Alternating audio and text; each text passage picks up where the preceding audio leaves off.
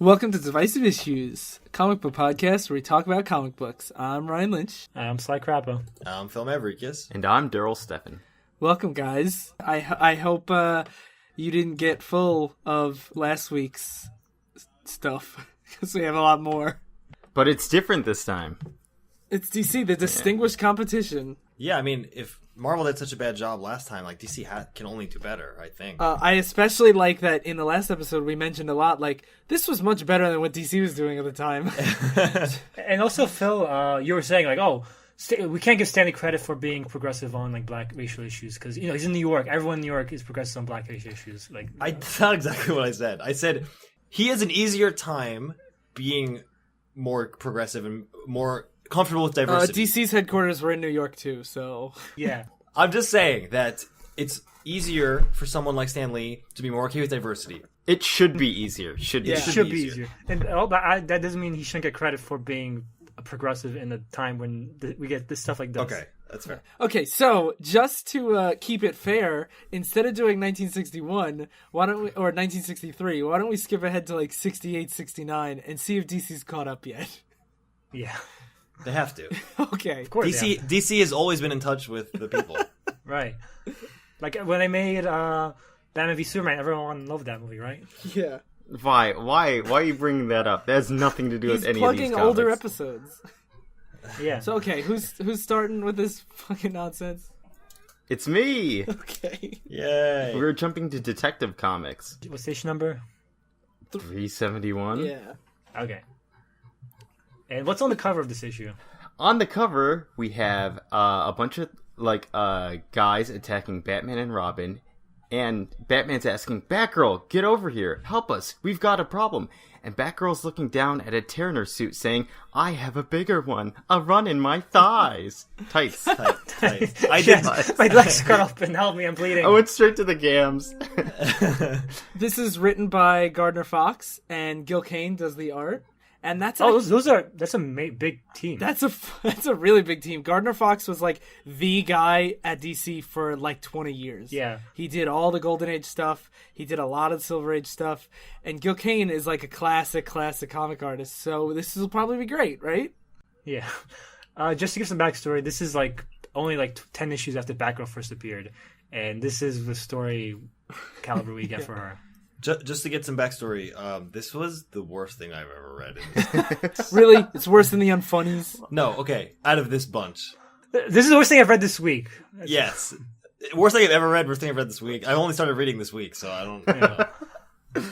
So it opens with a narration blurb that says, "When is a woman? Every moment of the day and night. Even Batgirl, during her most hectic moments, when she is battling criminals, is always conscious of her appearance.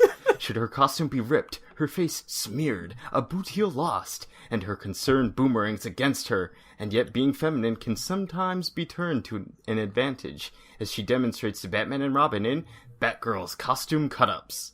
That's literally the entire issue. I love how they're like, when is a woman a woman? Always. It's like, okay.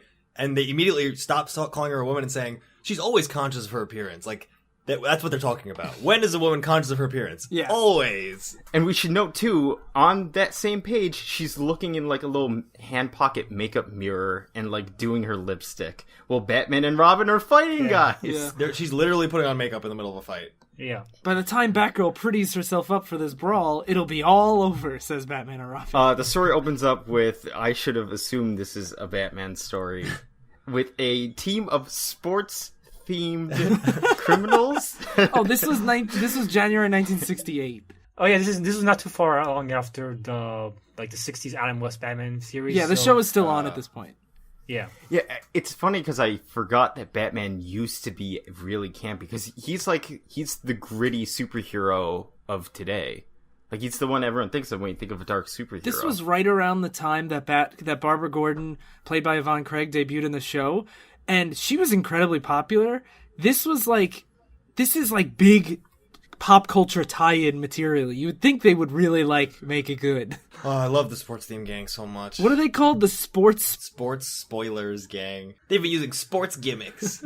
They're playing Radball, which is a soccer on wheels sport played in Australia, and they kick an explosive ball at an armored truck because they're trying to rob it. And then Batgirl shows up on the scene and starts tackling guys off their bikes. And then she like bonks her head against a pedal. Yeah, like a guy's riding his bike past and the pedal hits her in the face. That would hurt like a lot. Yeah, she doesn't care. All it does is just mess up her mask, and that's the important thing. And then she's like, oh, I have to straighten this out. And then she gets, like, kicked from behind. She's like, oh, serves me right for being more concerned with my appearance than those rad ball robbers. One thing I want to point out, though, is the mask actually is covering her eyes, so she can't see. Yeah, I was going to say that's actual legitimate concern, because then you can't see things. And it reminds me of, like, in The Killing Joke, when Joker pulls down Batman's mask. It, like, gives him the upper hand in the fight. This is not a feminine No, he was wiles. concerned with his appearance. Yeah. He's like, Batman, why am I so vain? And I like how they note, it's not just her doing this. As any girl will, she has to straighten her appearance. Yeah. Oh, my God. Yep. Just as any girl would, because all girls are the same. When in a military, the woman in the military, whenever they mess up their hair, they're like, "Oh, I gotta stop." Yeah, hold on, guys. Stop the war. That's why Peggy Carter got canceled, because she kept fixing her hair. Yeah. So then Batman and Robin show up on the scene, and Batman just starts jumping at dudes off of his Batmobile and punching them in the face. Oh, the best joke. You may go for soccer, but my specialty is sock'em. And he punches him in the face. I actually And like look at that butt. That is a straight up butt. Yeah, when Darryl read this, he pointed it out and he said, "That ass." Well, there's 3 images of like them jumping, but their like butts are in center of the frame. Yeah. So all you do is you just look and you're like, yep, that's a man in tights. I also like how this book is about like gender stereotypes, and this is presumably for a comic for kids. And the ads too are little boys playing with like assault rifles. Well, those are toys at the time. To be fair. Like A Christmas Story. Yeah, exactly. That's true. True. Back then, we didn't fuck around with our toys. For some reason, when Sly said "dad ass," my thought was like, "Do we curse on the show?" And then I realized I'm an idiot. I guess I'm truly in this like '60s campy mindset.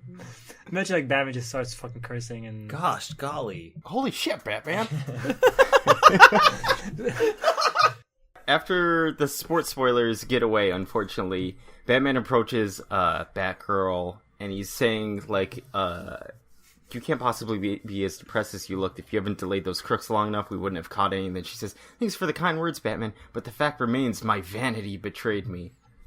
And so they're telling her not to worry, and, like, you'll get better, but she's upset that she's just so, like, self-absorbed. She says, it wasn't personal vanity that made me adjust my headgear. It was an instinctive female reaction.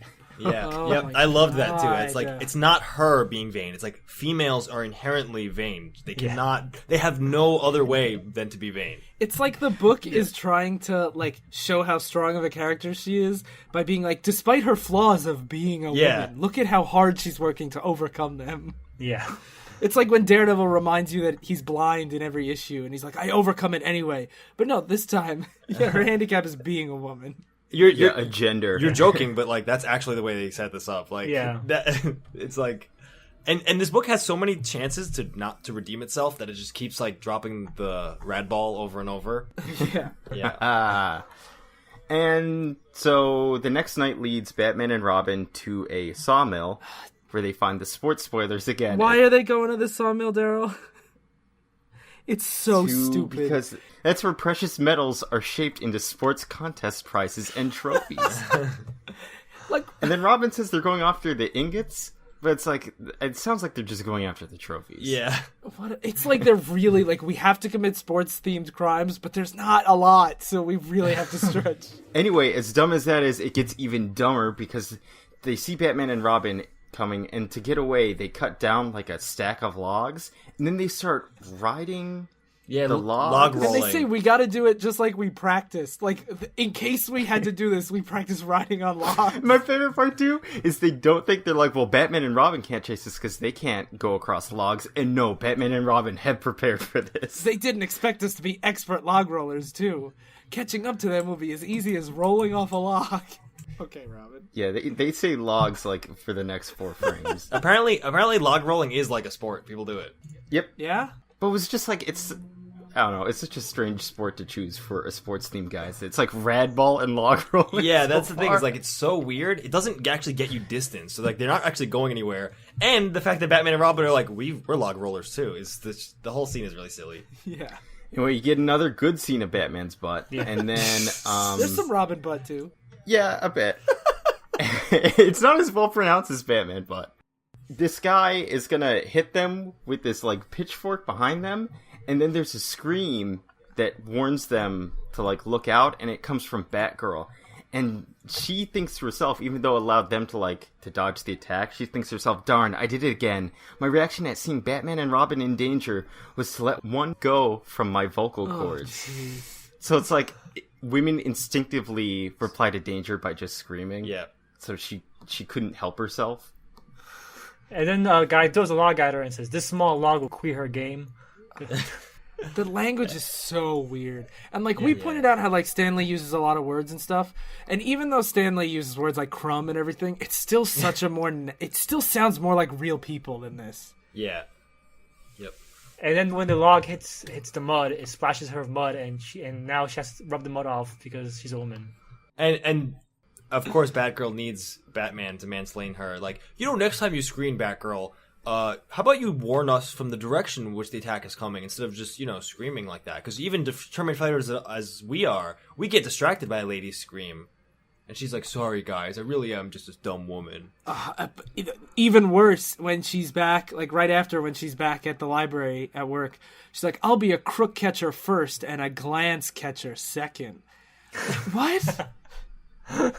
As if like dedicating her life to fighting crime, she didn't think that already. Like, she's like, I want to go look good on the street at night. Well, it's to show the sacrifice she's making to be a crime fighter. You know how like Batman gives up his personal life and like Spider-Man gives up his happiness. Like she's like, I'm gonna give up my looks. Yeah. The real struggle she goes through. Well, she's not giving them up. She's just putting them aside. She's just letting mud stick to them, apparently. It'd be interesting if they actually did do that, but that's not even where this book is gonna go. So that's the real shame, is that they're like, you're like, maybe she can develop and be like, I personally have a problem with vanity that I can overcome, but let's see. Does it go that way, Daryl? No. First we have this What is going on in this scene? side journey for Batman and Robin dress up as hipsters, as the comic book calls that, and they're going to meet an informant that tells them of where the sports spoilers go. Can you just describe what their hipster costumes are? I think you would do it better. Okay, so Batman has like a chin strap beard and like this weird like Beatles haircut, and Robin is just walking around with like a bob haircut and playing guitar as they walk down the street. And look what they're like. He's wearing a white tucked-in shirt into his capris, like they and you have sandals on. and sandals. Yeah. It's so weird. And I was only like half paying attention when I read this, and I was like, "What the fuck is going on?" Who are these people? So then they go and see this guy that looks like Tio from Breaking Bad, and then they see that he has cards in his hands, and his name's Stuffy. Also, they're in disguise, but call each other Bruce and Dick the whole time. Yeah. What a terrible disguise. And I really like that Batman points out to Robin, he says, Dick, in his hands! Because the guy is like unconscious on the table with his cards in his hand. So he's been shot, and as he's bleeding out, his thought is, I'm gonna tell Batman and Robin the clue by holding up cards in my hands. So he's holding up a King of Hearts and a Queen of Hearts in his hands, straight up, actually, as he's shot on the table. I like it when like guys get shot and then like in their blood they write like the full name of the killer. No, you know what? That is something a person would think to do, to try to give it away. They might write a note. They would not hold up the King of Hearts and the Queen of Hearts and say, he'll understand that kings and queens are royalty. That means a royal happening is happening today in Gotham City. And it's for the Heart Fund. It's about how cryptic his message my is. God. I better leave a riddle. I'm about to die. I like to imagine he just pulls out an ass, Batman and Robin, and pretty sluggy. I've actually had this theory about Batman for a while, and like when characters like the Riddler leave all these complex riddles, Batman just makes it work. That's what he did in Batman Odyssey. He just like I just guessed. Yeah, I guessed it.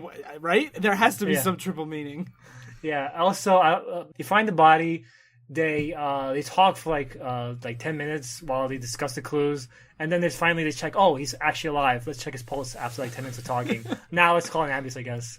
Oh, he's still alive, but we're not gonna ask him what's going on. Anyway, he's still alive, and they discovered that the next place the Sports Brothers are going is this royal happening where they're playing highlight. It's like a weird Renaissance fair. The Sports Brothers come out playing highlight, and they start throwing balls at the cops, and then Batman and Robin come out again. Nice butt shot.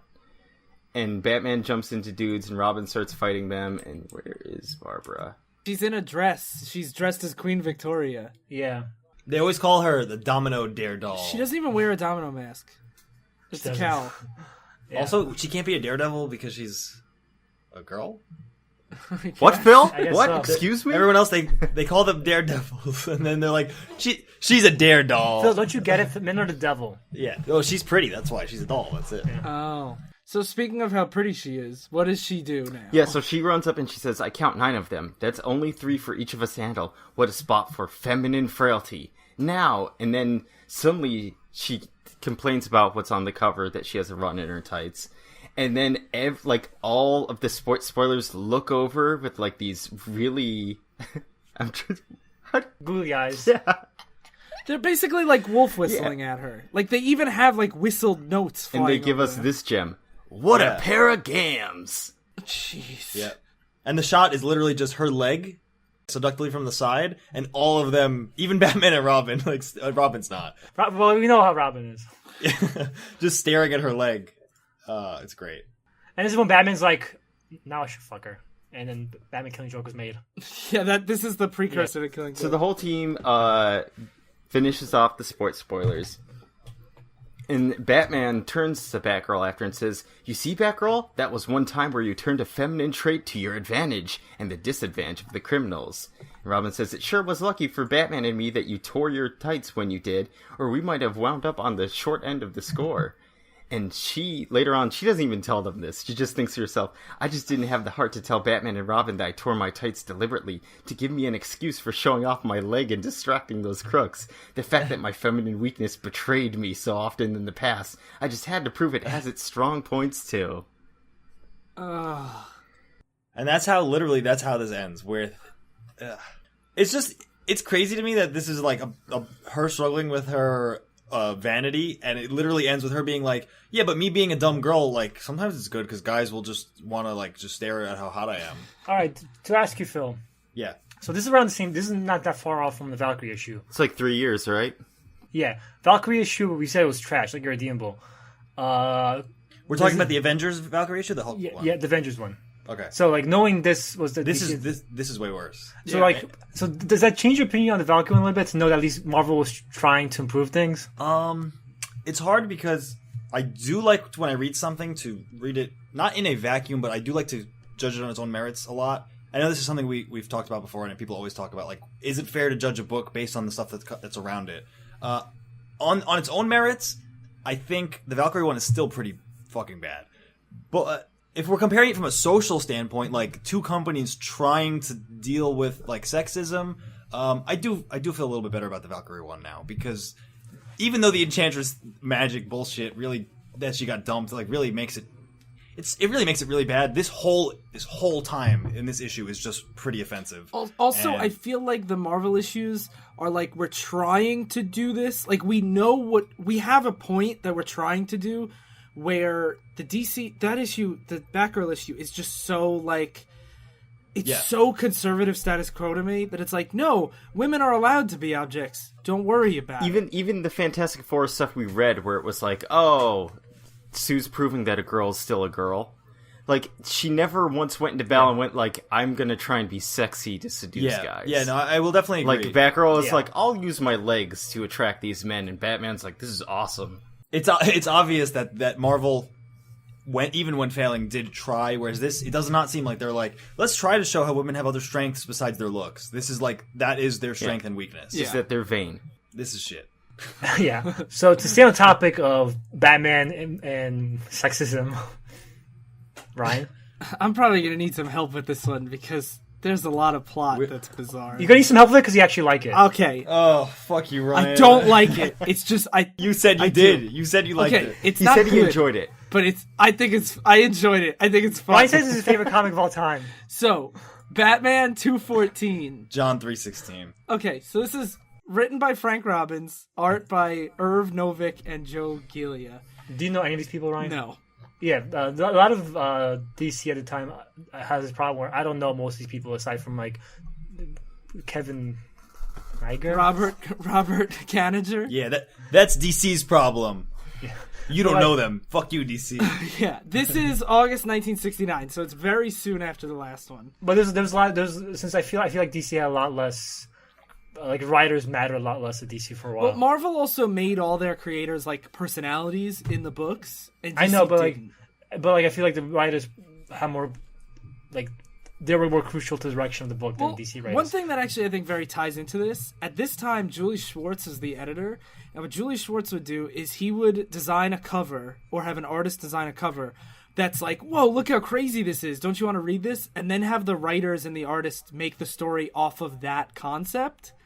Yeah. So they were very, like, not continuity heavy, and that's why we have, like, wouldn't it be crazy if Batgirl's costume tricked thugs? Or, like, in this case, it's a bunch of women protesting that Batman's a bachelor, including Batgirl. This was an insane concept to me. Yeah, and that's the thing, is what he would do is he would try to get, like, covers that kids would be like, whoa, what is this? Like, why is the Flash so fat? Or why is Superman old? And, like, then the writers would have to base it off of that idea. So that's why they're so stupid. Is this more or less insane than a Hulk fundraiser? Definitely more. I think more. Try to get Batman married? No, not trying to. That all the women of Gotham become incensed, and they're like, I can't have peace unless he's married. Yeah, there's always women around Batman. Like Ryan said, the signs say, well, Batgirl's probably protests too, say, Batman unfair to Batgirl. Basically, I guess saying, he won't marry me, it's unfair. Down with bachelors, up with husbands. But only one husband. Yeah. Pair power, down with singles. Batman must marry. Wanted for marriage. Yeah. So the first page is basically the same thing. But this time, Batman's thinking, Batgirl's joined the wedding parade too? The one girl in Gotham I thought I could trust not to fall in love with me. Oh, God. I hate DC so much. It's so bad. So... Wait, you have to read this little narrative blurb. I love these intros. They really set up the shit city that you're going to get. So a new kind of revolt has hit Gotham City. And rocked to its foundation. You know what, Phil? You read this one. A go for broke, all-out campaign to remove the most eligible male from circulation. Has fear of spinsterhood broken down all female barriers, or is something more sinister behind this mass move to get Batman? How can the dynamic crime fighters cope with a mysterious amorphous threat? Amorphous. Women are an amorphous threat. Like, you never understand them. Yeah. I guess. So, as all great feminist story tales start, it starts at a beauty contest. Queen of Gotham. And the most coveted prize for this beauty contest is they get a night on the town with the most eligible bachelor, Batman. Yeah. And so, while this is going on, there's a bunch of, like, gangsters watching it. And one of them goes... Oh, the night I've always dreamed of. And everyone else starts making fun of him because he's like, you can't like this. What you mean, Strack? You ain't no doll. Yeah, like, you're not even allowed to like this show. You're a man. Yeah. And basically the gangsters are like, no, Batman's going to be like on this televised thing all night. We'll know where he is. We could do whatever we want. So I thought they were going to go on like a crime spree. But no, it's way stupider. They do.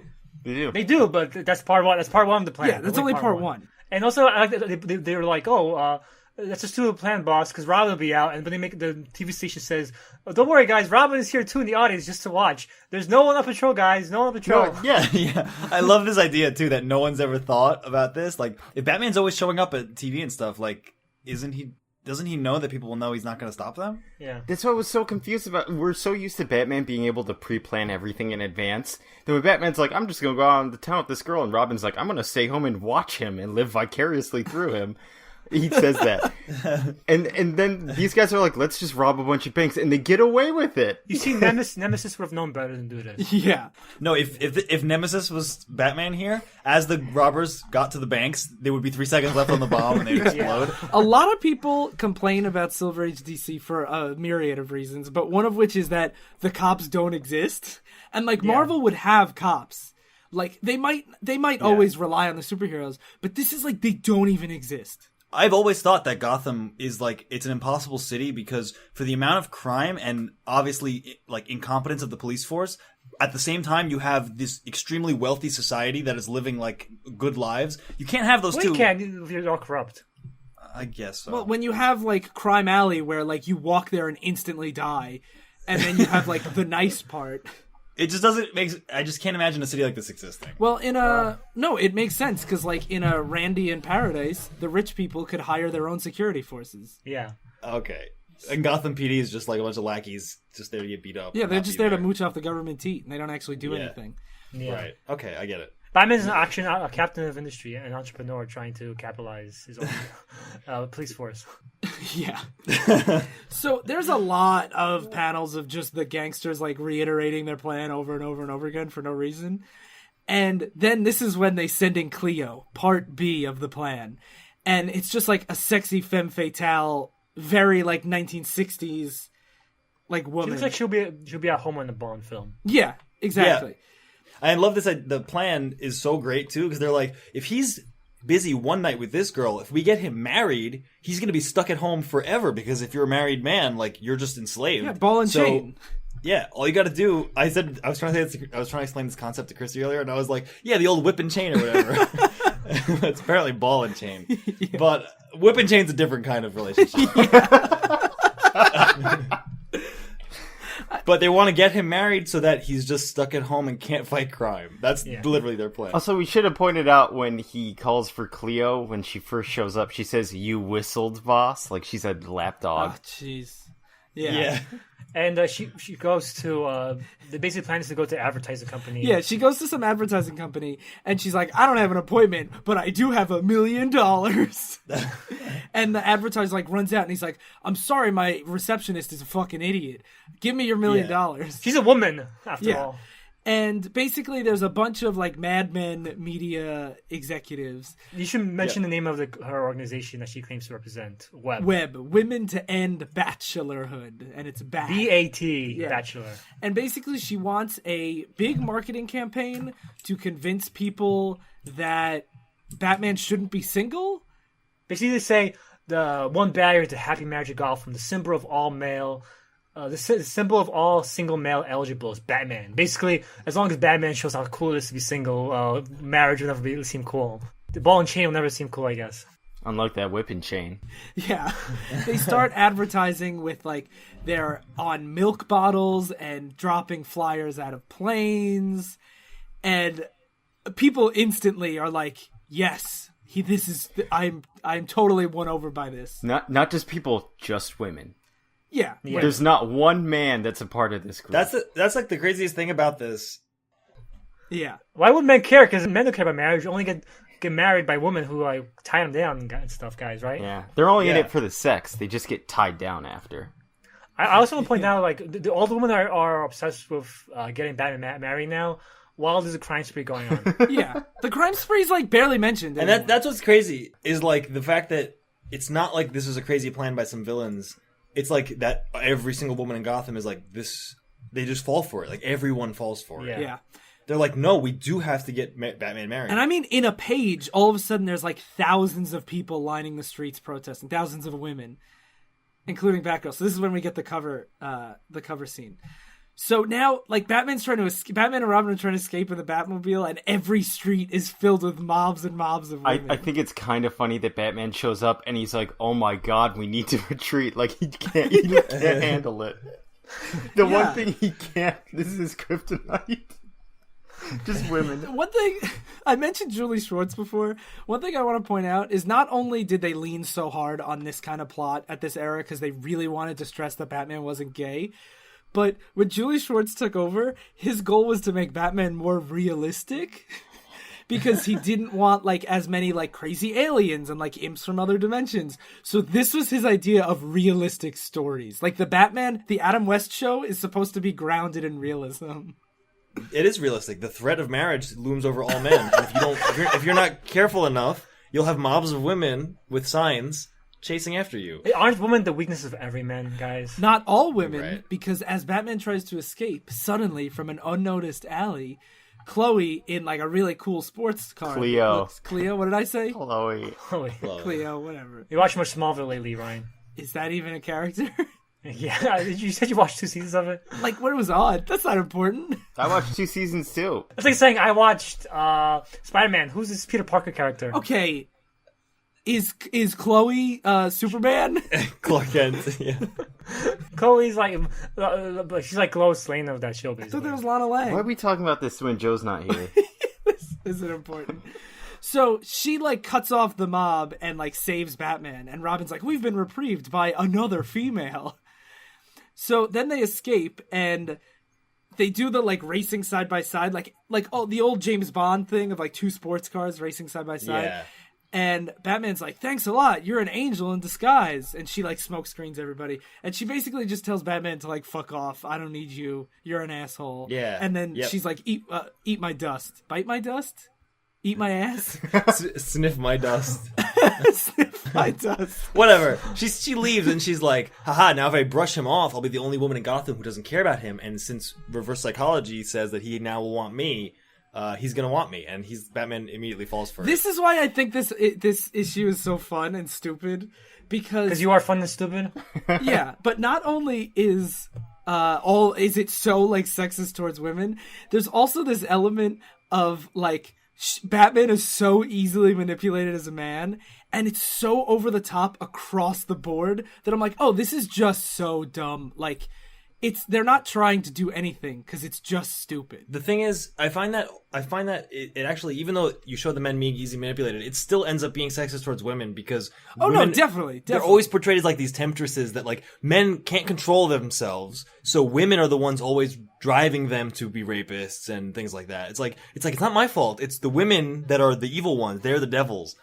So it's like Batman, he can't help himself. He's the victim. No, here. I'm not saying that doing both makes it okay. I'm saying it really shows how little care they're putting in towards making any point. No, I still think it's bad because the counterpoint is that Batman isn't actually like, he never says he falls for her. He just thinks about her.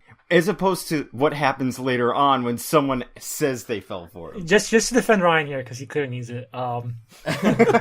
I gotta be saying, basically saying this book is not really trying to say anything.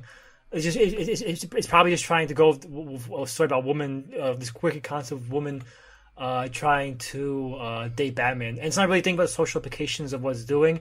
But like but that's why it's bad, because it's inadvertently. I'm saying that the other one was like really a slog to get through. This one pushed into so bad it's good category for me, because I was like, this is so even more ridiculous, where it's not like look at these gams, but it's like this is such an out there concept in every single way. I found the gams one more fun.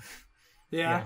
I think that's funnier, but it's worse. This one, I do agree with Ryan. This is a step up, especially because I like a part of it is about manipulating Batman. Also, we were saying like the Chloe. No, you got me saying Cleo.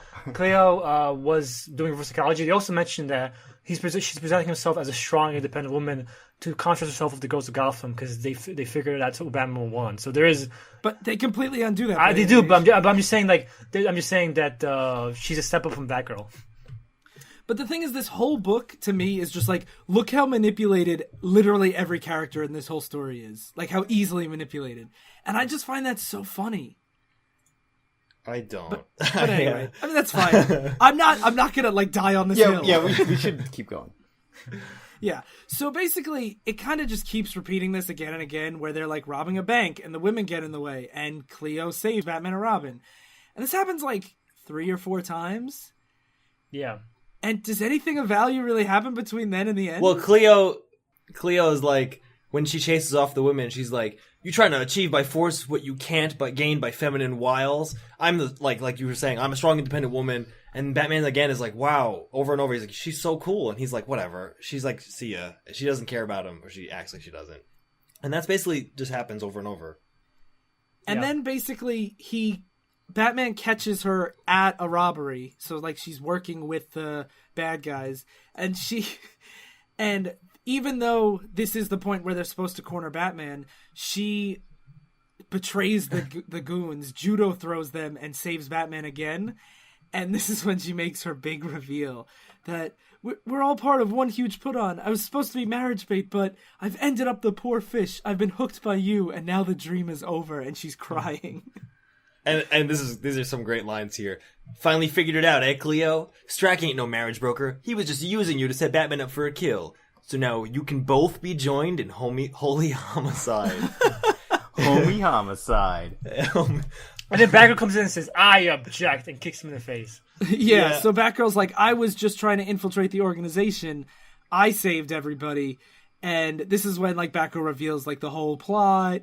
And Cleo is just crying. And it's like, I'll go quietly, but, you know, I love you, Batman. Yeah, I love you. And Batman's like, too bad you're a crook. Get fucked. And this is why I think the story is not as bad as the Batgirl one. Because it is sexist to a lot of women, but it also does present the idea of a strong female character with... No, but she was not strong. She instantly becomes a slave to her emotions. Batgirl does. Batgirl turns out to be... I guess Batgirl's the one that saves But she's everyone. a non-character here. She shows up at the end. I know, but... Like, hey, I did everything. That's fair, but she's also the one that saves everyone. Like, that's a big thing. True. The one line that I really like about this that actually stood out was when Cleo turns herself in and says, I wanted a ring from you, Batman, but it looks like I'm going to settle for a bracelet, like handcuffs. I'm like, okay, I like this. But then she gives up the location of the main crooks, and Batgirl pretends to be Cleo with Batman tied up in the back, and they beat the goons, and Cleo gets clemency because she turned them all in. End of story. Yeah. Oh, you forgot the last line. All the women, like, throw away all their Batman is unfair to marriage signs because they're fickle, of course. Yeah. And Robin says, looks like the Women's Crusade has folded up its tents and tearfully stolen away, Batman. Once the news came out that they were being used by the mob, and Batman finishes, they realized that you can lead a bachelor to the altar, but you can't make him say I do. Oh, it's cool. That is really great. I mean, This comic is so dull on so many levels, but I just love the idea that, like, not only are women so easily manipulated, but the idea of marriage to him is, like, so, like scary. He's like, this is my, like you were saying, it's his kryptonite. He's like, I can't have this happen. He doesn't want to get tied down. That's what pushes it into the so bad it's good, because it's so over the top. I kind of view it as like Sonic the Hedgehog, because Sega says Sonic can never get married because he has to represent freedom. Is that a thing? Yeah. Yes, it is. It's crazy. I mean, I might be biased because I have the old whip and chain around here somewhere, but like the idea that, like, if Batman falls in love and gets married, he's like fucked forever, but not in the good way. Like, he's like, he can never be Batman again. And I do understand the idea that, you know, you endanger your family if you start a family. But they don't. That doesn't get mentioned. They don't go into that. He's just like, I want to sleep with a lot of women, and I can't. Oh, jeez. Fuck that comic. All right, so Yeah. So what's next? So now we're getting into racial issues. Which one should we do? Superboy or Teen Titans first? Superboy. All right, The worst of them all. I keep saying they're all the worst, but it's just hard when I see the cover. I'm like, oh, this was the worst thing I read. But yeah, it's hard. It's a toss between these. But now we talked about how Stan Lee was good with racial issues. Now we touch upon how poor DC was. And keep in mind, this was 1970. Holy shit, 1976. This is 1976. Holy shit, this is like 10. What the fuck, DC? Okay. Superboy starring Legion of Superheroes issue 216. And basically, the cover is a guy who's dressed in like A bathing suit. like a bathing suit mixed with Elvis costume. Yeah, it's like an Elvis bathing suit. Yeah. it's an Elvis top, bathing suit bottom. But it's a one piece. It's a black guy wearing this awful costume, surrounded by other black people, and they're all yelling at Superboy and this other superhero team called Legion of Superheroes, and they're saying, "Stay out of our city, or be slaughtered, Legionnaires. We despise everything you stand for." So just to give some backstory on Legion, they first appeared in Superboy. And Superboy was a series that took place when Superman was growing up in Smallville and learning to become Superman. With Lady Cleo or whatever, right? Marry me, Superman. And basically, one of the stories was the superhero team from the future called Legion of Superheroes comes to the past to meet Superboy, and they tell him, like, you influenced all superheroes after you. You're like our idol. They're from the 30th century. They're from the 30th century. And basically, like, they were so popular they basically became a recurring feature, and basically they've spun off into their own series. They had a cartoon a few years back, and Ryan does not like the Legion of Superiors because there's a fucking million members on this team. Yeah, okay. I know. I recognize they're a beloved franchise and a wing of the DC Universe people love.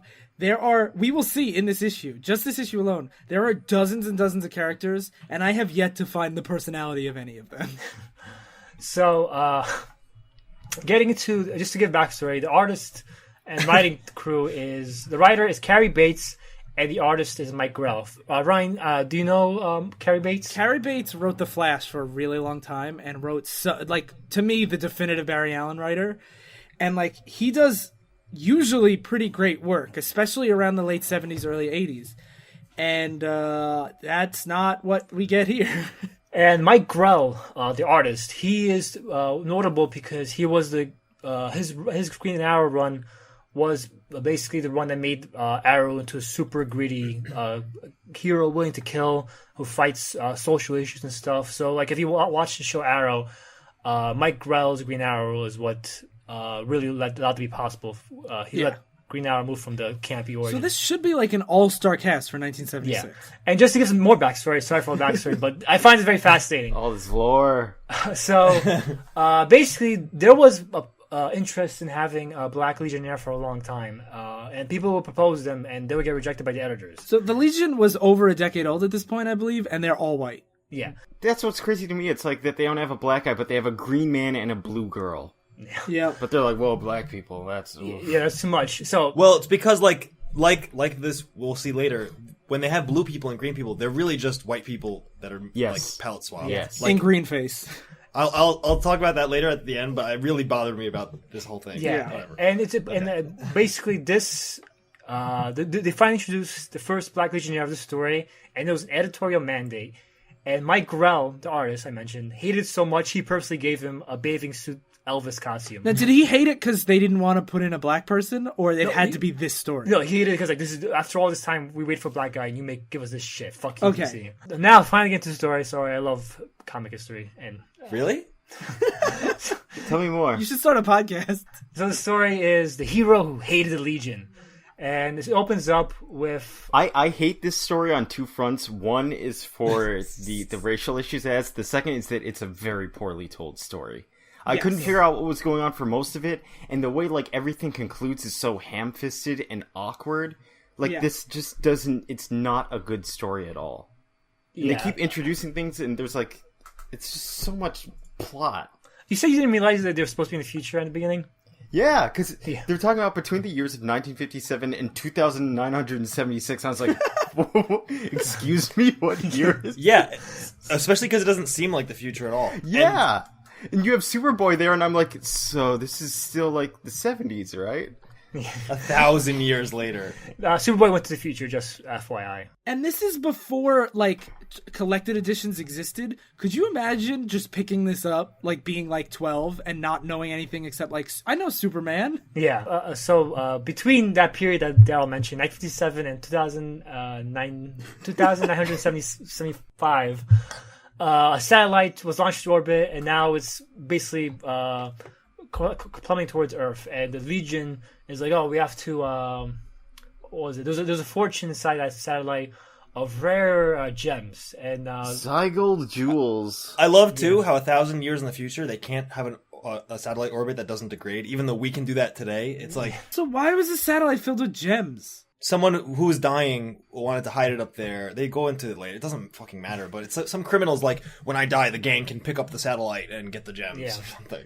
But most of the Legion doesn't matter. Like Ryan said, there's a million of them. I will point out that one of them is Karate Kid. Nothing to do with the 1988 Karate Kid. I wish. I wondered that too. I was like, which Karate Kid is it?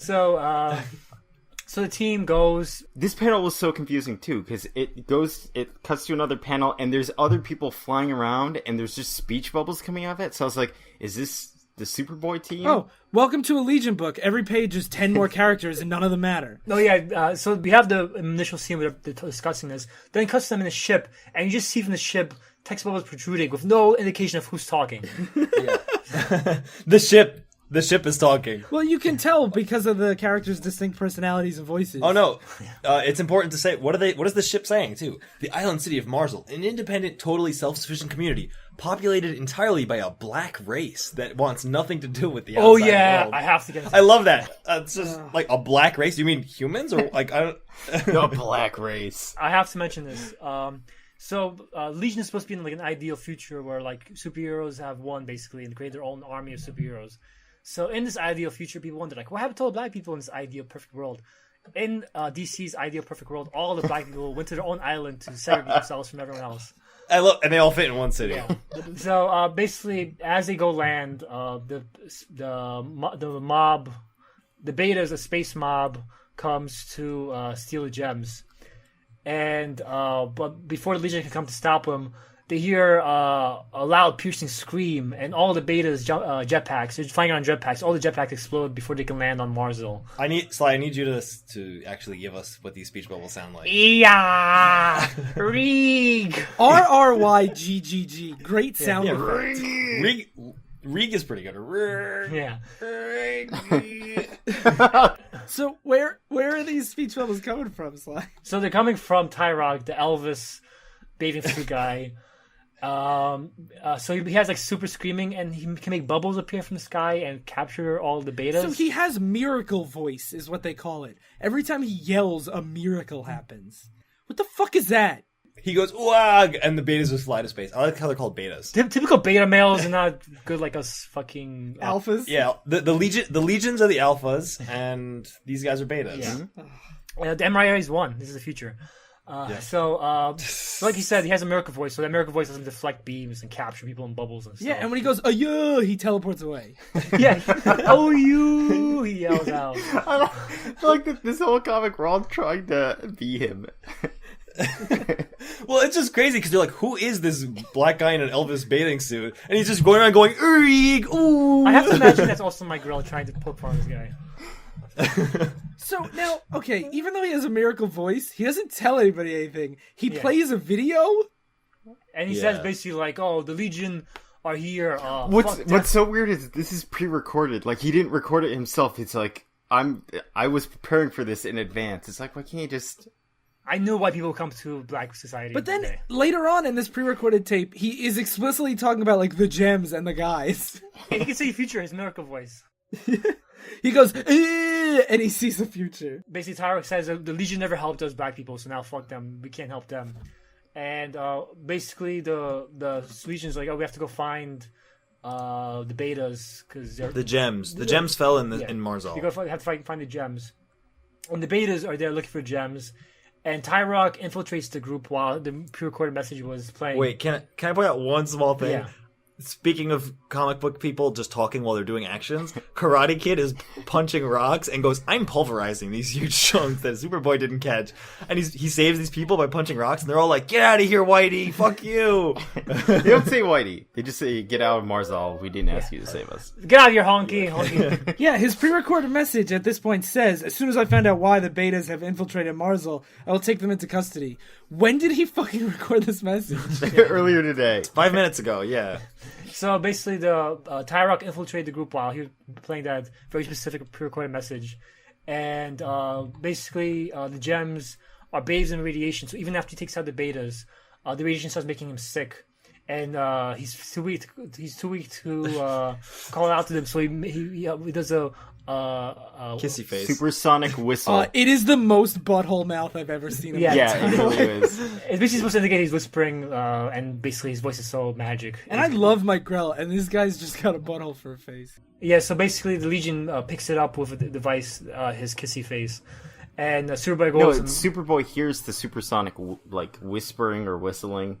Oh yeah, so and he goes and picks up the gems and takes the whole entire satellite and throws it to space. Superboy does, and Park Tyrok's that idea. These gems that kill people, I'll just throw it not to the sun, just into space. Well, all the aliens can just fuck off. They can deal with that. I mean, shit. space is pretty fucking big. Like, No, but this is comics where things just don't disappear forever. oh, true. I like to imagine it's like the episode of Futurama where they shoot all that garbage into space and it comes back like every couple of years and kills everyone. But So yeah, so Tyler Rock is like, I'm sorry for being racist against you. Truly, us black people are the true racists. And this is when Superboy says, when it comes to race, we're colorblind.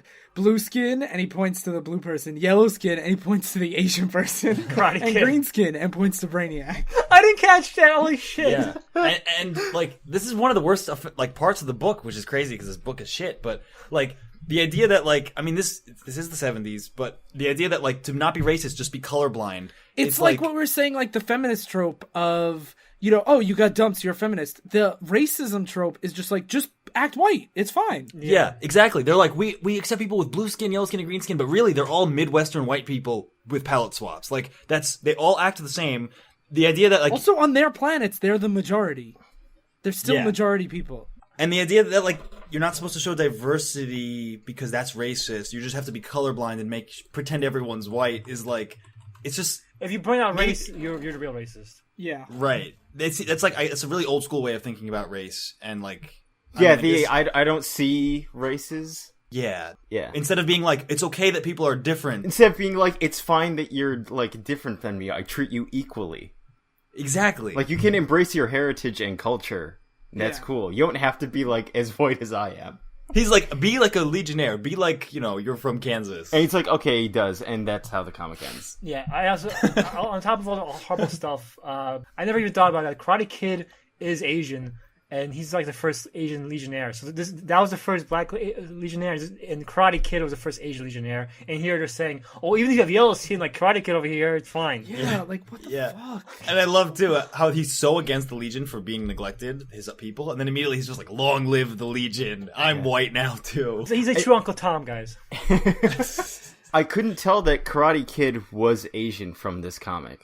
It might be like my modern perspective, but I just assumed that he just knew karate. Not that I thought that too. I had to go. I just checked it out while you guys were talking. Why else would Superboy point at him and say, look at his fucking yellow skin? Yeah, I know. I don't know. I was trying to give the book the benefit of the doubt, but no. I only realized that at that point, too. Like, That makes it even worse. That's how palette swap it is. Like Phil's saying, we didn't even know this character, who's one of the most featured characters of the book. We didn't know he was Asian until Superman makes a racist comment about him. The last thing I wanted to bring up is that I thought was funny how he yells at them. It's like, were you guys to help us when we were suffering through our energy drought with the terrible ion storm of last spring? How many times we could have used their help, but they were always somewhere else. And then, like, they only came there to get the gems, and then they just leave with their strongest person. Oh my god. yeah, it's like, fuck your people. Oh wow. I didn't even think of that. Yeah, they're not like we promised to help you from now on, like the stupid Superman give me your phone number spiel. They don't even say that. They just leave with the one man that helps them. Yeah. Oh, you. I don't think I've ever felt more proud of this show than when Daryl mentioned a bit from an episode that he wasn't on. It's like, well, somebody listens. That's my favorite thing. I love the idea of Superman being like, I'll personally help you. It's like, no, you won't. Don't fucking lie to me. Yeah. No, lying to a child, too. Yeah. So the Legion wasn't the first teen superhero team in DC to tackle racism. Now let's segue to the Teen Titans. This is way earlier. This is 1971. Yeah, this, just to clarify, this is World's Finest issue 205. World's Finest is a book that usually featured Superman and Batman teaming up. This is a series we did for the Batman Superman tentacle incest story. But this was earlier than that, and in the 60s, and we featured the Teen Titans and Superman. I've read almost all of the Silver Age Teen Titans, and it's not good, any of it. Oh yeah, and I should mention that this is before Teen Titans really took off. They didn't take off until the 80s when they introduced Starfire, Beast Boy, Cyborg, basically the team you know today. Yeah, I had no idea who these Teen Titans were. Yeah, I didn't either. Yeah, so, and till then, Teen Titans was what it felt like what it actually was. Old people trying to write teenagers. Yeah.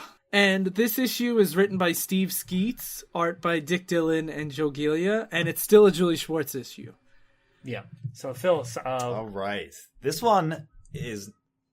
Maybe you guys will disagree. Actually, not that bad. I mean, like I don't think it was as offensive as some of the other ones. It's shitty. It's a shitty story, but I don't think it's as offensive. But let's get into it. So, we start with a town of Fairfield. They don't say what state, but they're like, there's a lot of Fairfields, so it could be any of them.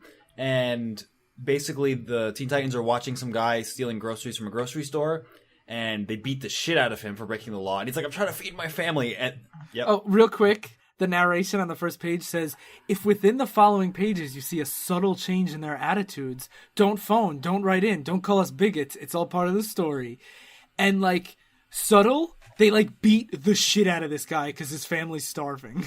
Yeah, so, like, he's a thief, but they're like, you broke the law, and they like, you must be punished for this. So they really, like, beat the shit out of him. And it's Kid Flash, Speedy, who we did the whole episode on Roy Harper, and Mal, who... I don't remember if Mal even has powers. He does. He has like a magic instrument that he plays. Oh, that's right. He's got like the horn of something. Yeah. Yeah, I had no idea who. Which is also a really racist trope from old literature, where you have the magic black guy, basically, who plays music and does magic for the white people. Or goes, That's like it's a really old trope. You. No, really, that he actually fits like that magical. They used to call it the magical Negro stereotype. So, Like, how does Mal fit that stereotype? What does he say? so as he's karate chopping this guy's on the ground already, he says, "You better listen to these white boys." No, you mister." gotta say it right. You better listen to these white boys, mister. They're trying to set you all straight. All right, you can be Mal from now on. And it's written with that accent. Like, I'm not. Don't take that being racist. That's how it's written. yeah, it's That's how it's written written. like with, Mista's MISTUH. Yeah. Yeah. And they basically beat the shit out of this guy, and they're like, "Hey, let's go have a malt and dig the jukebox." Sorry, Mal, you can't come. They only serve whites. Besides, you'll have a much better time on your own side of town with your own kind. That's sure enough true. See you later, fellas. Jeez. So he, not only are they being racist to him, kind of, that he's like, I'm okay with it. Then we switch to some more, we go towards some other Teen Titan members, 2 girls. Wonder Girl and Lilith. Wonder Girl's basically Wonder Woman but a kid, and Lilith has like telepathy. And they're watching TV, and they're like, I wish someone, or Kid Flash or Speedy or somebody would ask me out on a date. I like the idea. They just want somebody to ask them on a date. Somebody date me. And again, the reason I am going to defend this book, like these things are, I'm not saying that these things that are happening are not offensive, but I think the way the story handles it makes it more okay. Yeah, I agree. So they're like, we want someone to date us, and then they see Clark Kent on the news and like, man, he's so cute. Don't turn him off. He turns me on. And then Lilith has a vision. And they're drawn to look like kids, and Clark Kent looks like an old dude. Yeah, but sometimes girls will have crushes. Like, it's teenagers having crushes on old people is different than the vice versa. I mean, he doesn't look like he's 100. Yeah. And then it cuts to a really creepy old man. Yeah, so Lilith has a vision of an old man stumbling into a cave. He finds a giant machine. This must be written by what the fuck ever his name is, Roy Thomas. Drawn by Jack Kirby, you mean? But no. No. Jack Kirby's machines are really massive and elegant. And very detailed. This is just like a big boxy IBM nonsense. That's what I was gonna say. It looks like an actual IBM like mainframe. Yeah. It's really boring looking. He finds it. He dies when he sees it, and then she has a message that she telepathically sends to Superman, Subconsciously, saying, without even knowing, she sends to it. Clark Kent, to saying the Teen Titans are trapped in Fairfield. The Teen Titans are trapped in Fairfield.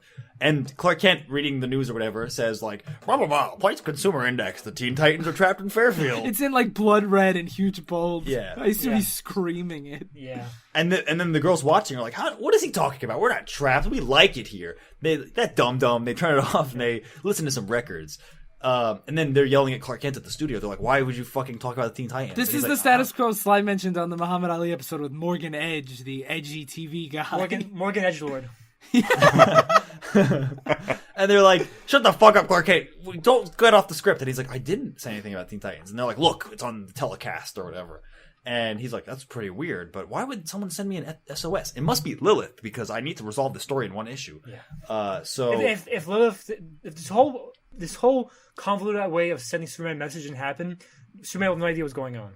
yeah, so like this is it's one of those stories that like it's really shitty because it needs to work. Like miracles need to happen constantly for it to actually progress. Yeah. So it's a shit story for sure. So what does Superman find when he gets there? He flies around looking for Fairfields, and he's like, "There's so many Fairfields in the USA," and he finds it eventually. And you have Kid Flash being like, "Speedy and I have dates tonight, Mal. That's why we're not going crime fighting. You understand, boy?" Yes, sir, Mr. Flasher. Jesus. And Christ. Superman comes in, and he's like, "What's going on, Kid Flash? The way you were talking to Mal, And he says, "Oh, you know how it is, Soups. Sometimes these people get a bit uppity, and you have to put them in their place." So Superman's concerned because he's like, "I don't remember you being so racist." What's weird is that he doesn't like reprimand him for what he said. He's just like, "That's weird to say that to me." Instead of being like you can't treat him like that. But probably we can give him the benefit of the doubt and saying something's wrong here. I'm trying to investigate first. It's just strange. It'd be funny if Superman's like, "Whoa, I'm fat. What?" Yeah, it would have been better. Like, "Oh my god, I didn't know you were racist." Yeah. Well, he does. He's looking around thinking to himself like something's weird. Kid Flash is putting down Mal, and Mal's taking it, and he acted as though he really deserves to be a second-class citizen. And then he goes up to Lilith and is like, "Hey, you sent me a message or something? Or no, you sent Clark Kent a message? I'm not him. I'm not Clark Kent. I have glasses, guys. I'm not him. Yeah, a friend. And she's like, "I don't know. I don't have telepathic powers. Fuck you, Superman."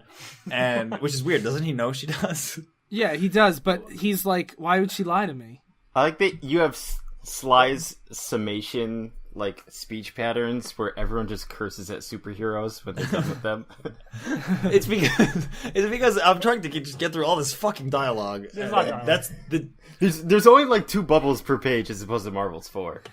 That's true. Yeah. It's just like 2 shitty bubbles. But counterpoint, like, there's less bubbles here, but are these characters well defined in their personalities? No. Yeah. I mean, no. Like, yes, I agree with you. Yeah, the Marvel had more bubbles, but was definitely more colorful, like you guys pointed out. Yeah. So he's basically investigating. He's like, okay, we have racism going on. We have Lilith denying she is ESP, and the whole town has this guy named Richard Handley everywhere. It's really weird. So let me go check out that cave that the Vision showed me. So he goes into this cave, and there's a dragon in it, because why not? Well, no, first they recap the panels of him touching the machine and dying, like as if we forgot what was 8 pages ago. Whatever. I blocked that out. He goes into the cave, sees a dragon, and he's like, "I can beat a dragon," and somehow he can't. It's really strong, and really great dialogue here. As the dragon lashes out at Superman, a strange thing happens to the people of Fairfield. Just as the beast and the machine that created it feel threatened, so too do the oppressors, the bigots, the chauvinists, and the jingoists of the community. The whites lash out at the blacks, and you see a white guy slapping a black guy saying, "You better watch your step, sonny. We're not about to let you people get out of hand. There'll be no black power movement here. We'll make sure of that." Husbands lash out at their wives. "Remember one thing, Ethel. I'm the head of this household. From now on, you'll do exactly as I say." And then the dragon's fighting Superman. Yeah. He fights the dragon for so long. Yeah, it seems like this computer is affecting the town, and it made this dragon that Superman can't beat somehow. Because it has no vital organs, so he can't beat it. That's whatever. He has to run past it twice. The first time he gets caught, so he's like, "Let me think about this some more. I'll be faster." This fight goes on forever. Yeah. It does. It really does. Yeah, okay. I'm just skipping all this.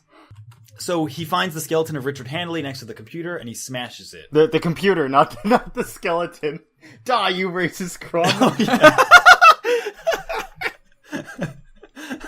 So he smashes the computer, the dragon disappears, and about this time, we see back at the apartment, Kid Flash is coming over to the girls' apartment, and he's like, "Wow, your apartment's a mess. Don't you girls neat things up around here? Haven't you got anything better to do?" And instead of taking it, they slap him, and they're like, "Male chauvinist pig." Yeah. And she's like... They actually say male chauvinist pig. Yeah. And whatever, fucking Green Arrow over here, Speedy, is like yelling at Mal, and it's like, "Come on, move it, boy. We've got to get to the store before it closes. I know you darkies are supposed to be lazy, but you're carrying it too far." Jesus. And instead of taking it this time, he says, "I'll go where I wanna, fast as I feel like. Nobody orders me around, least of all you, Whitey." And now he's talking normally. Yeah. Now all of a sudden, Speedy's like, "I don't know what came over." Oh no, who's Speedy? Speedy's White Harper. The white... Okay, yeah. So Mal is like, "I don't know what came over me. I know you were joking, but like, you know, a great weight was lifted off my shoulders." And then Speedy's like, I deserved it, Mal. I wasn't joking. I actually felt like I was superior to you. What would make me do that?" And the big reveal is that Richard Handley got absorbed by this computer somehow. It took his personality and created like this computer simulation town where it's like all of Richard Handley's beliefs. It kind of like manifests them by mind control. And they go through every facet of him. He was a racist, so everyone is a racist. He was a chauvinist, so practically every man back then was, which is like a weird thing, Superman. But okay. They kind of try to like brush off like, well, he was old. But like it's basically this man's like that's why I didn't think this was so crazy because it's like it's a human man's like perfect world made real through mind control. So it's like it's a kind of a cool idea because in his mind black people are second class citizens. In his mind husbands can hit their wives. So he affected the town. And he, even because he was a law and order freak, that's why they got so mad at the grocery guy. Yeah. Yeah. They beat the shit out of him because they're like... That's why when this comic opened, I'm like, wow, they're really... Teen Titans are brutal. I didn't realize. I never knew this popular franchise is full of racists. Yeah. Well, I mean, before that happened. I mean, just when they were beating up that thief. But, and even the girls say, that's why we were just waiting around, wasting time in the apartment, waiting for someone to ask us out. Normally, we're not like that. But in this guy's world, that's what women are supposed to do. Just be like, I hope someone dates me. Yeah. I guess originally when I read this, I was like, it's just another one of those like hate Ray kind of things. Like everyone's racist for that. But now that you mention it, I kind of do have a lot more of an appreciation for it. That like they're saying it's not magic that did it. It's actually a man's wishes. It's human racism and chauvinism made in like powerful through like mind control. Yeah. Which like it made me feel like this wasn't like only you could only be racist if you had magic controlling you. It's more like this guy had a magic to like take his beliefs and craft it. Yeah, I think that's why I agree with Phil that the story is too. First of all, it spends much time fighting a dragon, and yeah, that's the thing. Is it's still poorly paced. It's a shitty story. Yeah, but I appreciate ambition here more than most of the stories you've read so far. I still did not like it. Why? Why not? Yeah. Because when I finished reading it the first time, my first thought was like how you felt about some of the other comics is like, why did this have to be made? Because it felt like a lot of time was spent portraying the racist characters and the chauvinistic characterizations, and then what they do is they just like explain away. It's like, oh, he was a racist and a chauvinist, and then they try and like have like they say at the end, Hamlet sure was a lot of things, but then I guess we all are. And on one hand, you can look at it like we all have our faults we need to be cognizant of. And on the other hand, it was like this was such a it was such an exaggerated world. To compare it to the Valkyrie issue, the thing that I really like about it is even though like the dialogue was over the top and stuff, people act like that. But I really like that it wasn't like Hanley was. You know, he didn't have a backstory. Hitler. He wasn't Hitler. Yeah, he was a regular guy. He didn't have he didn't get like his family wasn't killed by a black guy or like, you know, his wife didn't leave him. Like he was just an asshole. Yeah, and I don't think it's so exaggerating because like husbands hitting their wives is still considered okay in a lot of cultures, and even in the U.S. for example, it's now not acceptable, but 50 years ago, and this issue came out 45 years ago. And I think this is important because it's supposed to show like the ideal American everyday city, and it's supposed to show like how horrific it truly was, like, and how easy it is to fall into that. But the heroes like the Teen Titans are trying to rise above that. These things that humans do, they're not good. And I do feel like it does put kind of the spotlight of the like. Not to get super contemporary political, but like what a lot of white men are nostalgic for, maybe wasn't great for everyone else. Like Kid Flash and Speedy have no conflict really in this issue. They're just like putting everyone down all the time. Like they're, you know, and then they're like, wait, I was just an asshole. Like it's not like Mal was getting shut out of places and Wonder Girl and Lilith were like not allowed to go out, you know? And I feel like it kind of puts that, like, it's great for them, but it's really shitty for everyone else. For me, I feel like all those points could have been made better within. I feel like we're looking at the comic, and we are extrapolating those points, and I'm faulting it for not being better about saying those points. Oh, I think that's very fair. Like Phil and I said, it's a shitty story, but I think the intention is better than most of the ones we've read so far. And, I mean, 100% this could have been handled better. Like, if this failed in a lot of ways, but yeah, that's more of like a personal problem because the closer something gets, and that's why it's like, again, I like Nemesis more than the boys, the closer something gets to actually making a point, the more I fault it for when it messes up, whereas opposed to like Batgirl and the Gams, like I can just be like, this is so dumb, it's really bad.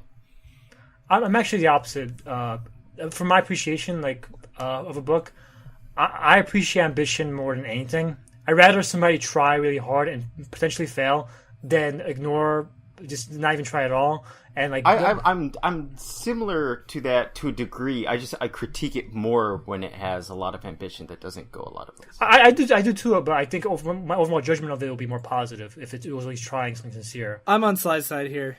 That's why I don't like the Silver Age at all. Like the stories where the fucking baseball team hijack banks and stuff. Because it's fluff to me. It's not trying to do anything. I'd rather have something trying to do something interesting and failing than just be about fluff. I do agree with that. I'd rather have it try. Like, I just feel weird saying like this one tried, where I feel like the things we're saying. Never mind. This might just be my issue. Like my problem coming. You see yourself in Richard Handley too much. Oh, speaking of which, I have to point out. So Steve Skeets was the writer for the Maine Teen Titans book. Like we said, this is World's Finest, not the Maine Teen Titans book. He was a writer for the Maine Teen Titans book, and he was replaced by the guy who created Teen Titans, Robert Haney. So this book, Richard Handley, was this commentary on how Haney was super out of touch and should be writing Teen Titans because he's a fucking old fart. That's crazy. Yeah, That's cool. Okay, so we got one more. Is this one actually good, Ryan? I think so, but let's find out if people agree with me. I definitely agree. So we are going to talk now about Green Lantern Green Arrow number 87, which is from January 72? Yes. January 72. This is before the fucking Tie Rock issue. Yes. That's incredible to me. Like, I know different writers and stuff. Like, it's still. This is before it. Like, I'm still. I'm like non-plugged. Yeah, by like 5 years. How is this before it? But speaking of different writers, we have to point out this is the creative team of Superman vs. Muhammad Ali, Daniel O'Neill and Neil Adams. And like we said in that episode, they were avant-garde for DC. Like, they were the only ones who really got how to write black characters and stuff like that. And any longtime fans of the show know that I have raved about Green Lantern Green Arrow many, many times. Basically, it's the first and only like modern DC story before 1985.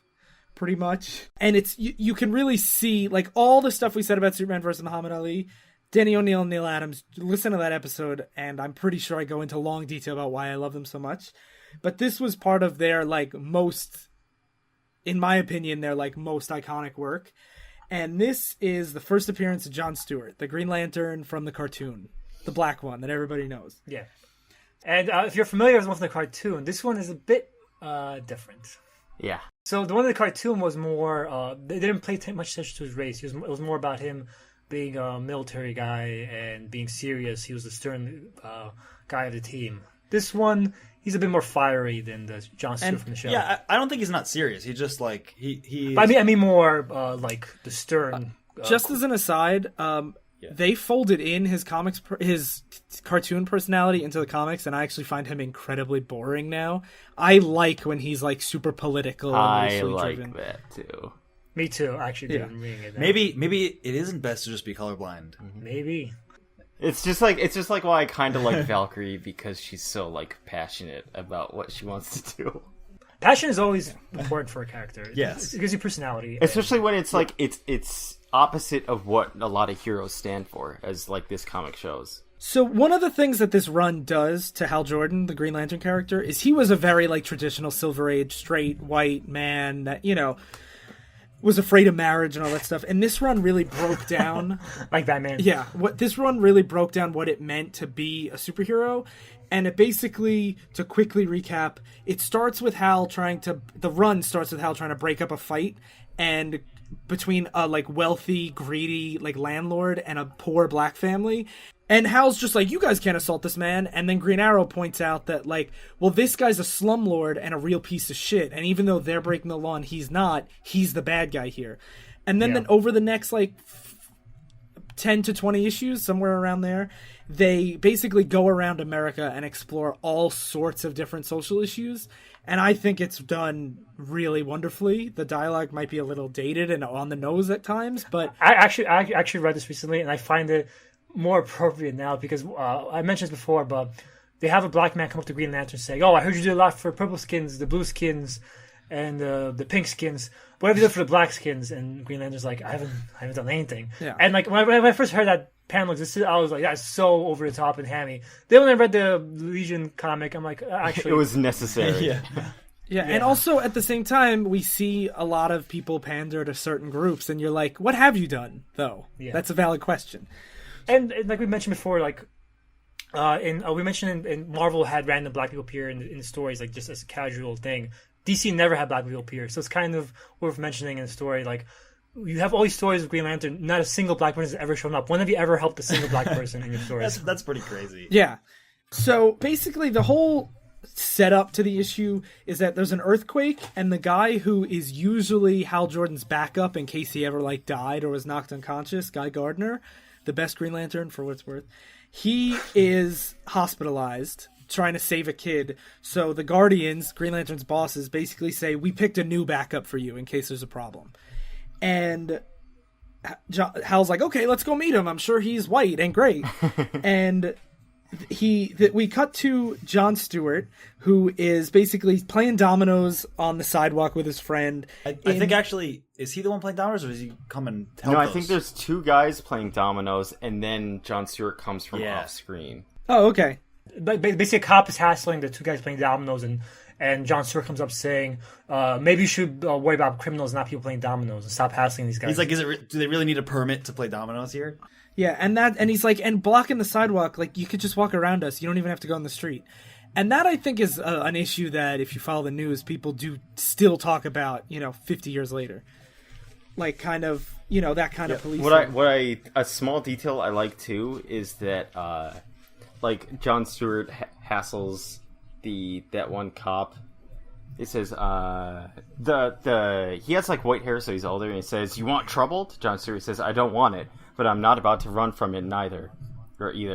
And anyway, I kind of doubt you're man enough to give it, even with your nightstick. And so the old cop says, blast them, they've got no respect. And then the other cop, like, yells at him for it, saying, Fred, respect has to be earned. The way you acted, you didn't earn a nickel's worth. So basically another cop is pulling him to the side and being like, you're bullying these people. Yeah, that they have another cop on the team saying, you're being a jerk. Yeah, it's incredible, actually, to me. I've never seen this in fiction. Because stories always go like it's so extreme sometimes, where it's like all cops are acting this way, or like all like street thugs are acting this way. Where it's nice to be like, hey, definitely agree. This book, for what every other book we read lacked, this book has some nuance to it.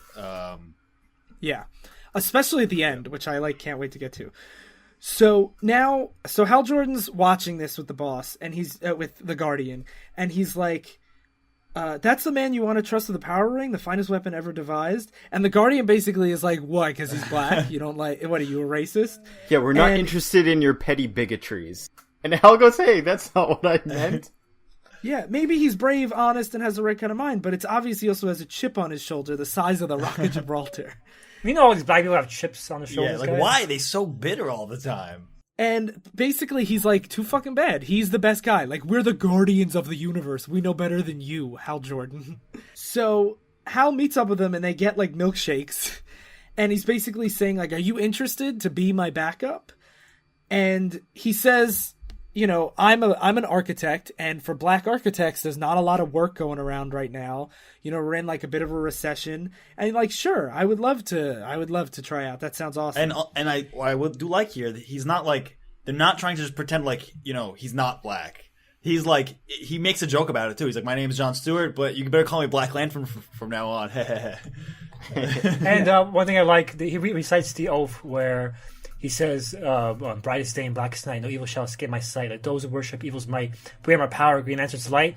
And Jon Stewart's like, I like that part about beware my power. I dig those words. Yeah, because it's very, the Black Power movement was like in, full force at this point. Yeah. And then Hal, and like, I just love the idea that Hal's like traditional superhero stuff, and he's like, it's kind of corny, but like some of it's cool, I guess.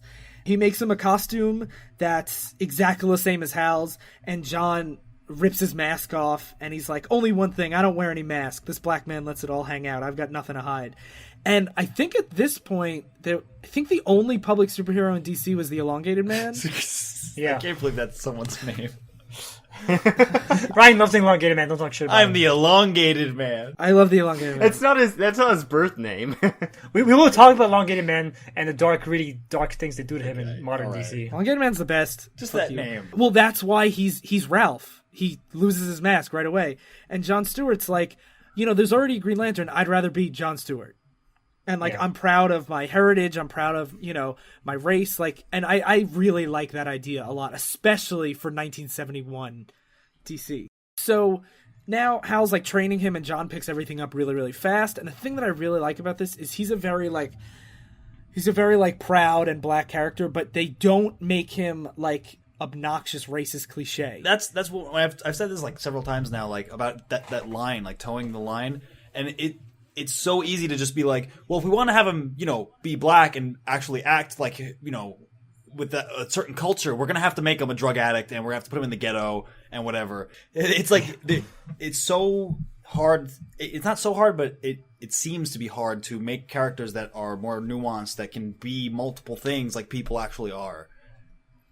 Yeah. And one of the things I want to point out too, Neil Adams' art at this point is so good that like the way he draws faces, you get so much of John's emotion and Hal's like skepticism, and like you get so much of the character work just in his faces. Yeah. One of the reasons why they had a lot of words in 60s comics was because the art they were paranoid the art didn't clearly convey it. But Daniel O'Neill in the writing here, he does not use as many words as like Stanley or anybody else, but he still gives a lot of character to everyone. Yeah. So basically now they see there's a plane landing and there's some oil truck is out of control and there's a whole crowd, so it must be some celebrity. And Hal basically says, I'll get the people out of the way, you stop the oil truck. And they find out the celebrity is some senator that is running for president on a platform of like extreme... How can I put this delicately? He's super racist. That's very delicate. Yeah, so he's basically like that kind of cliched, like super racist Southern politician. And the way that they use him, I really like, because what happens is John stops the truck, but accidentally lets some oil spray out onto the senator's face. And John basically goes up to him and like he's covered in like blackface. He's like, "Hey, baby, haven't I seen you picking cotton someplace?" I loved So that sassy. joke. I loved that joke so much. I think what makes it is the actual drawing of John himself in the frame. Yeah. Because he looks so sassy. He's so snarky about it. He has a shit-eating grin on, and you have this obviously like has been established racist senator, sprayed with oil. So it's great. And Hal is like so law and order. He's like, "You were stupid and irresponsible." And he's like, "Oh, he got a little blackened. I've lived like that every day and I'm fine." And at this point, John's like, "And listen, Whitey, that windbag wants to be president, and he's a racist. He figures on climbing to the White House on the backs of my people." And Hal's basically like, "Whoa, I'm not being racist. Like, you don't have to call me Whitey. Let he was without sin, right?" And I actually really like how open their dialogue is here. Yeah, I do too. Because like it's natural for him to have a problem with that too, and to give his opinion on it. And I like how he also then assigns him to be the guard of this racist senator. So you have Jon Stewart guarding him at a rally after this. Yeah, and basically so he's given this big speech, and it's all like, he's saying scientific fact that brains are small, that black people's brains are smaller than normal. The darkies. Yeah, and it's just like, it's real, and John's like visibly upset about it. And Hal's like, he's babbling nonsense, but it's free speech. Like, we have to defend him. And a black guy pulls out a gun and shoots at him and says, "You'll die for your lives." Shoots at the senator. Shoots at the senator. And Hal runs off to stop him. And John basically says, like, "Not me, you go chasing him. I'm out of here."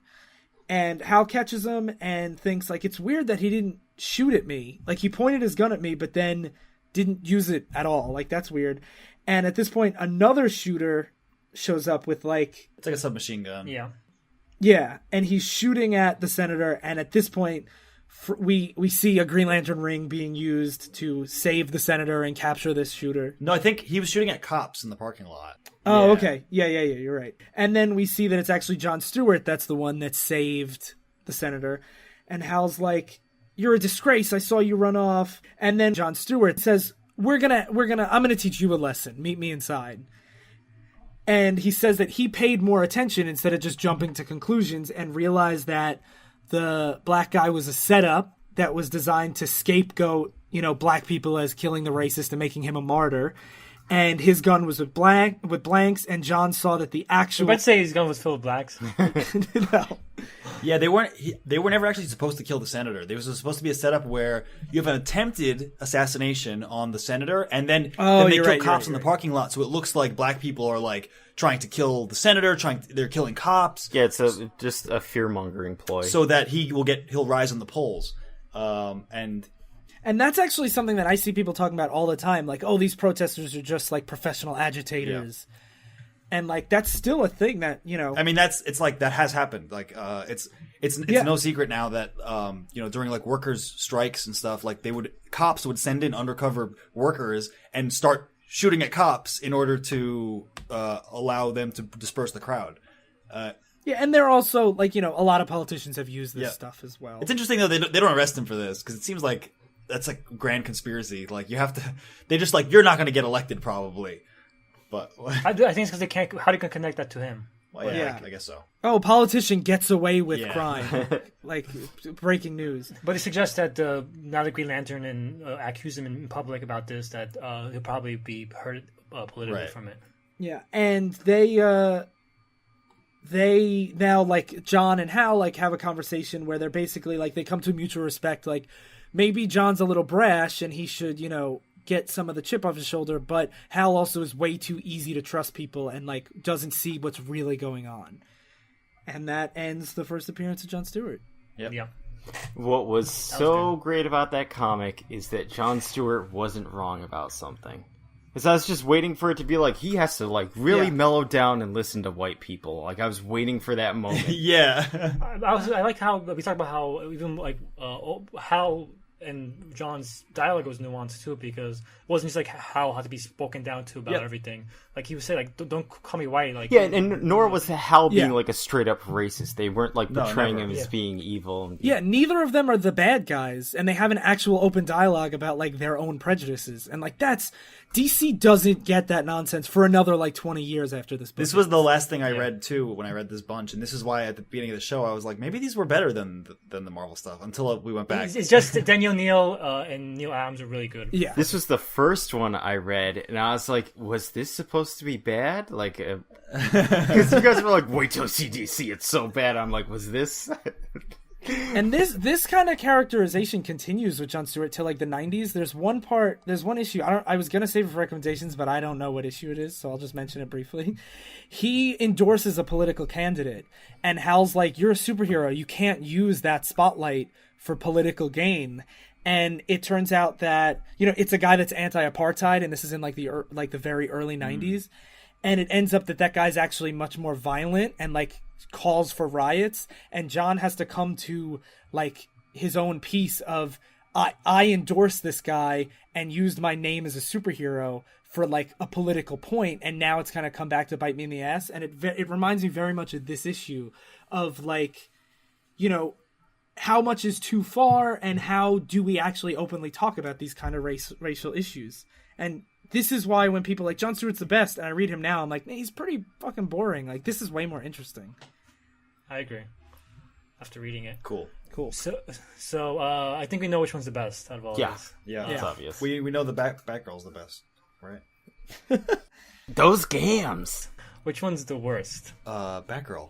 I think the Gams one. I think Batgirl just because it really pushes the feminine frailty and vanity aspect as being like, see, this is like, it's great that women are like this.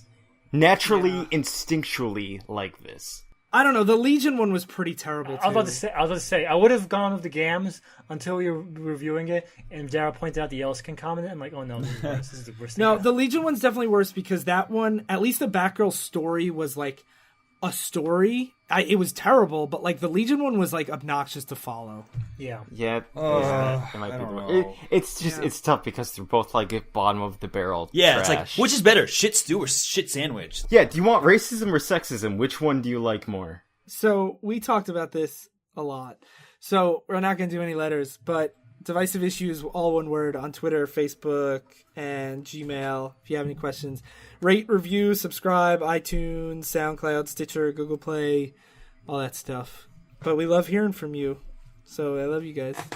So now recommendations. Let's keep it quick. One recommendation per person. Yeah, I think that should be the new rule from now on. Lately, we've been just throwing shit at the walls. Mostly Phil. Fuck him. No, I always do too, and I'm an asshole. Hey, I had 2. Is that so many? You had 3 in one episode. One of them was really dumb. Okay, I'm going first.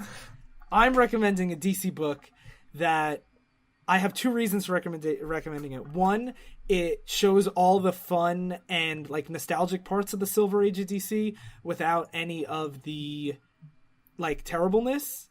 And also it talks a lot about social issues. So I'm recommending Darwin Cook's DC The New Frontier, which is primarily a Hal Jordan story, but it's the entire universe at the time. And it starts with McCarthyism and ends with Kennedy's New Frontier speech. And it talks about it even keeps the social issues in the context of how DC handled them. And everything about it is amazing, and the art's fantastic. And if you want to see why we talk about like some of the soft spots I have for the Silver Age, this book shows you why better than any actual Silver Age book ever will. I want to read that at some point. It's so good. The movie's also good too. Oh yeah, we might actually do the movie or the book at some point on this podcast. Yes, we should. So my recommendation is going to be a Daniel O'Neil story, which I think is his best work. The Question. In the 80s, he wrote a series about The Question, which is what Rorschach from The Watchmen is based on.